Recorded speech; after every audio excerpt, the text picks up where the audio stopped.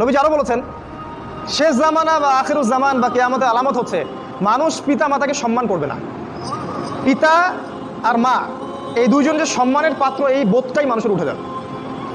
সম্পদের জন্য মানুষ তার পিতাকে হত্যা করবে, ভাই তার ভাইকে হত্যা করবে, স্বামী স্ত্রীকে হত্যা করবে, স্ত্রী স্বামীকে হত্যা করবে, এমনকি সন্তান মাকে পর্যন্ত হত্যা করবে সম্পত্তির কারণে।